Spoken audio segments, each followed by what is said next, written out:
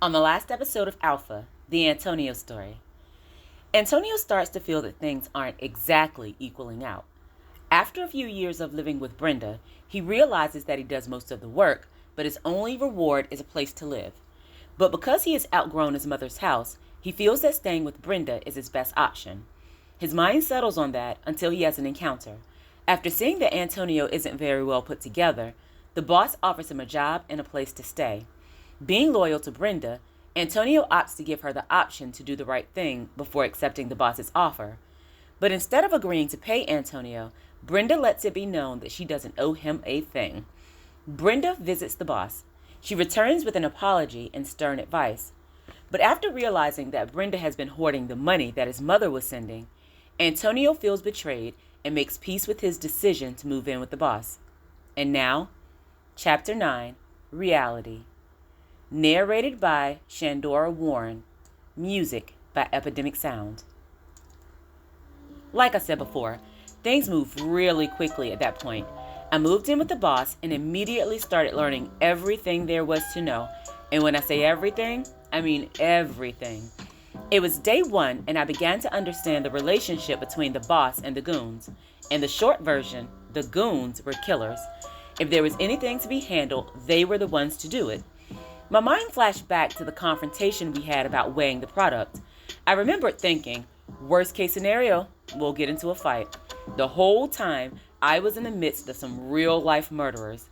Apparently, the boss had been under the impression that I was fully aware, and that contributed to him feeling that I could handle myself. Little did he know, I would have been terrified if I knew who they really were. I also learned the second thing on day one. It was about Peaches, who we all knew as Kim at the time. As the goons had previously told me, she belonged to the boss.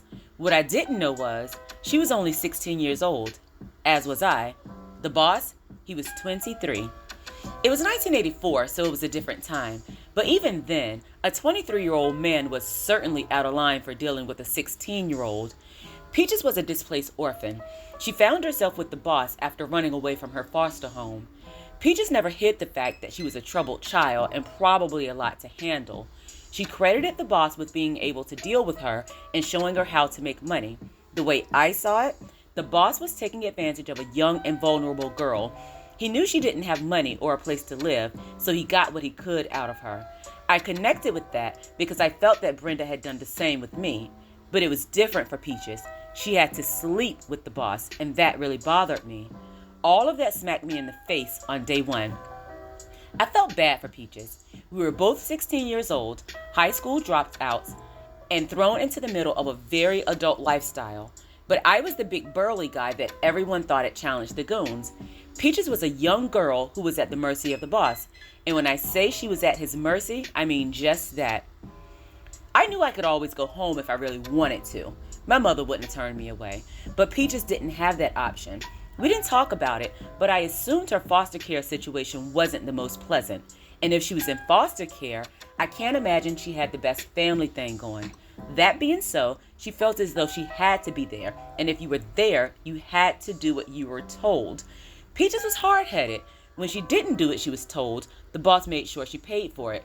Any given day, Peaches would have a black eye or a busted lip. The whole time, the boss had other women in and out of that house. It was honestly kind of hard to watch. But Peaches wasn't a shrinking violet. I mean, that's why she stayed in trouble with the boss. She stood up for herself and said what she wanted to say. Peaches was feisty. If you remember, she snatched the package from the goons and waited for me that day. Along the same lines, Peaches was a hustler. She was a go-getter. I remember watching her and realizing that she actually was who I thought Brenda was. I remember being 13 and feeling as though Brenda was a boss, only to realize that she would have been a corner boy if she didn't have her own apartment. But I saw something different in Peaches. Rather, she showed me something different. For instance, she and Brenda were pretty much on the same level. They were both point C people. They were at the bottom of the food chain, as was I. But Brenda was never anything other than that.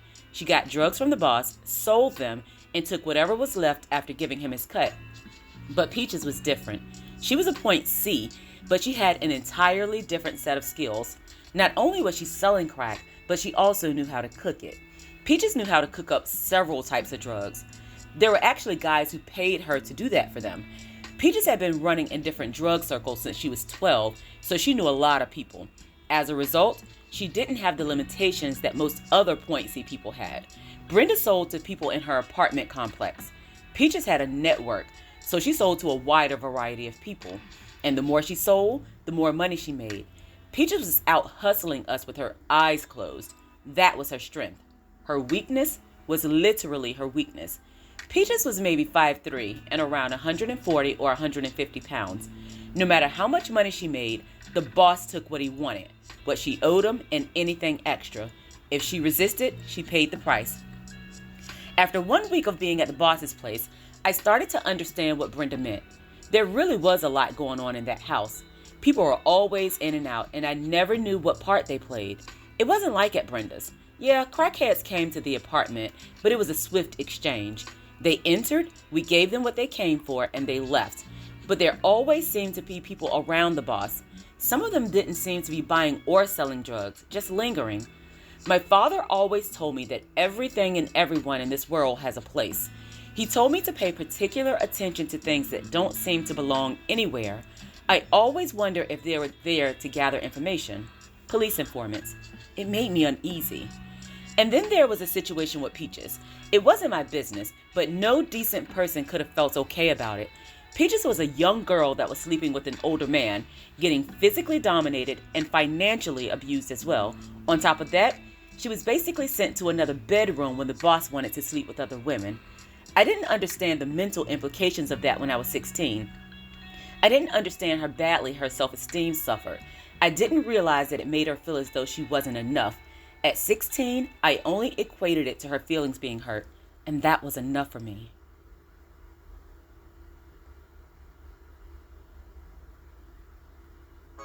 Inevitably, Brenda's words started to ring into my ears. Brenda hadn't played fair with me, but she had been right about one thing.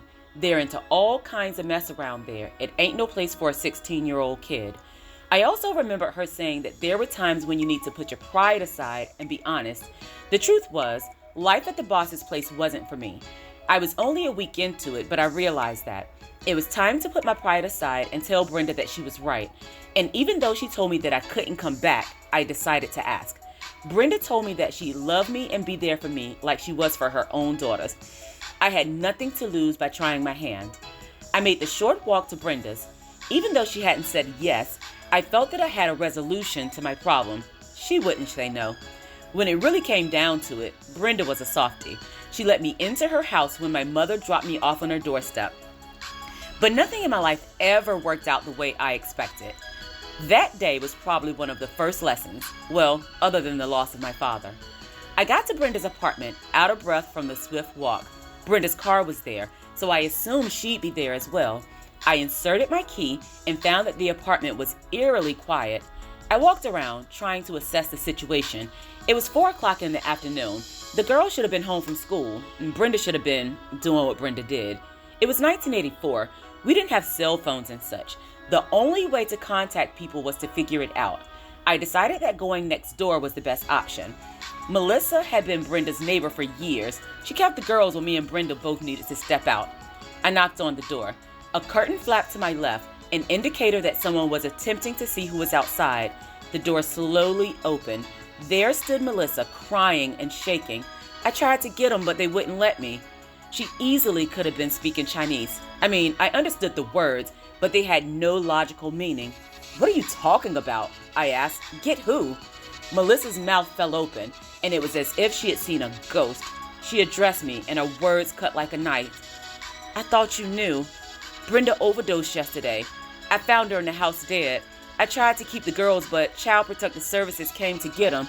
They said they gotta go in the system because Brenda ain't really got no family, and my background ain't gonna let me get them.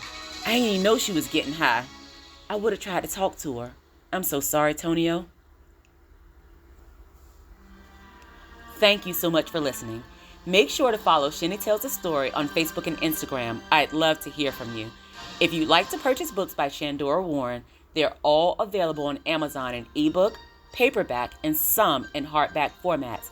Please like and follow this podcast and share it with your friends, family, and frenemies, because all relationships matter, even the toxic ones.